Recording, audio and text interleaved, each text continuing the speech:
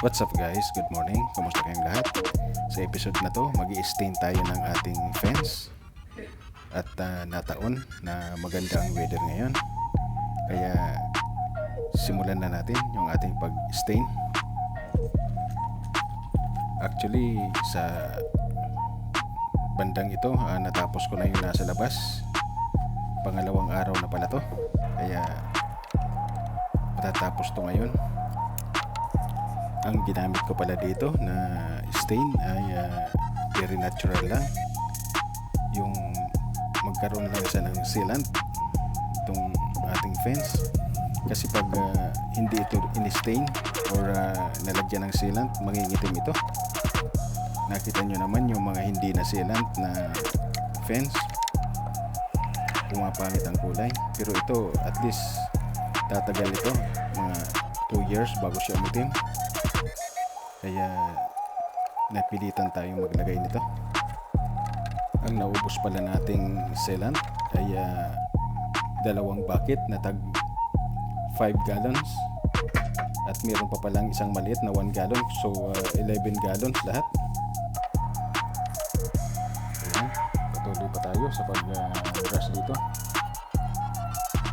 Mas maganda kasi yung brush muna ang gamitin. At least yung mga kasulok-sulukan na lalagyan ng sealant.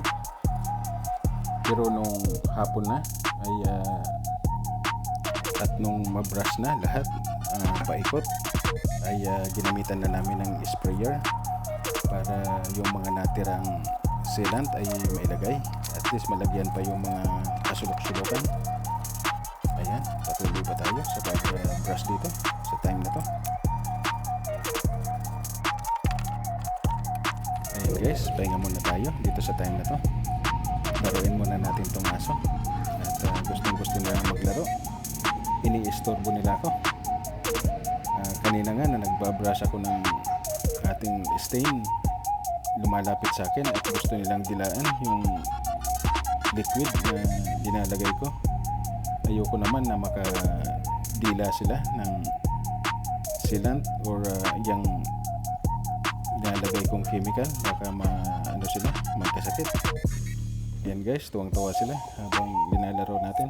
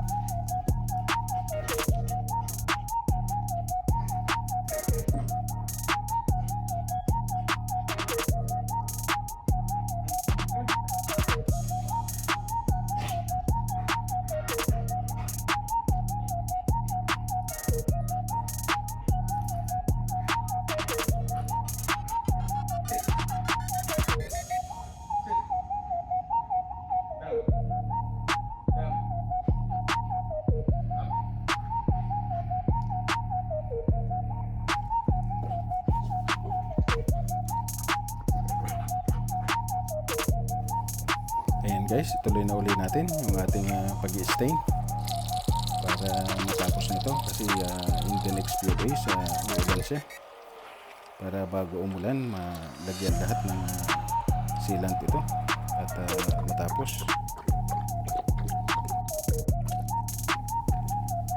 Putol-putol lang ang ginagawa ko kasi minsan nakakapagod din nakakangawit sa kamay na nagbabrush.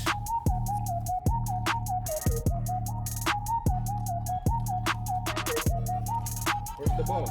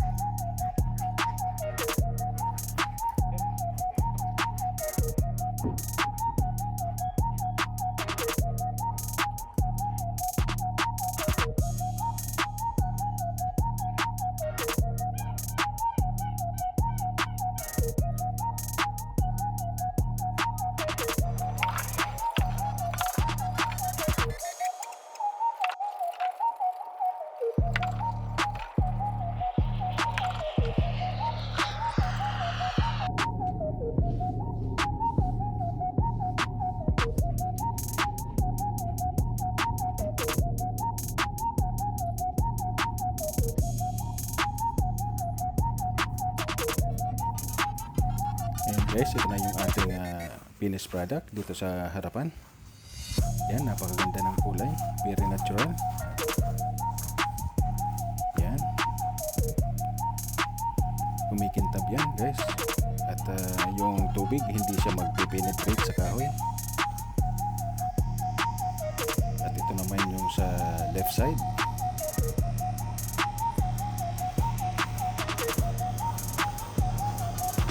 Yan guys, yung aking in-stain, very natural lang siya para lumabas lang yung kanyang natural color. Hopefully di kagad siya umitim para medyo magandang tingnan, kasi yung iba na hindi na lalagyan ng silang umiitim siya, pangit tingnan. Pero at least ito medyo tumagal-tagal ng konti, at least umabot ng 2 years. Tingnan natin pag after 2 years kung mangitim uli ito, ulitin natin.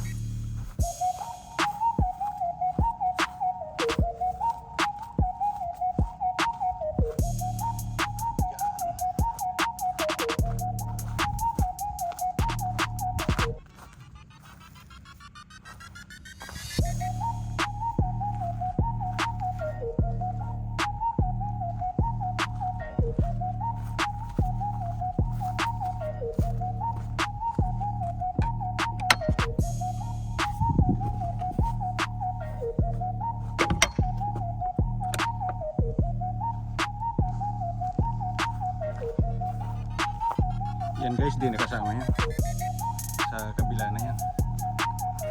Ayan.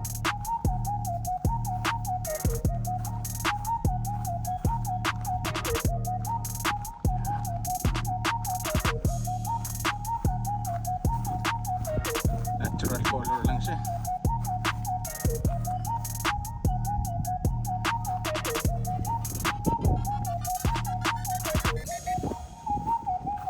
Kalat yung mga laruan ng aso.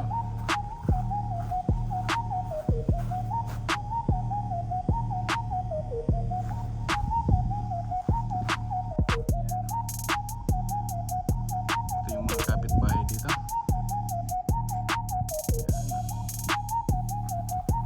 Yung fence naman sa kapitbahay, itinanong namin kung gusto nilang i-stain namin.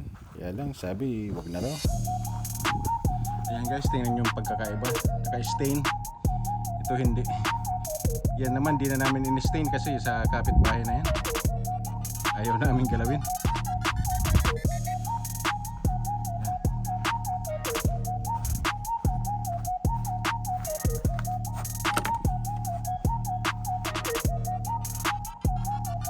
Okay, tapos na naman ang ating project.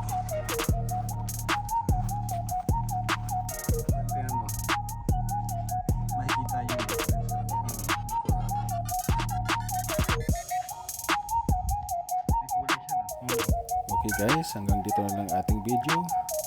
Salamat po sa panonood. Pangit ng kulay niya.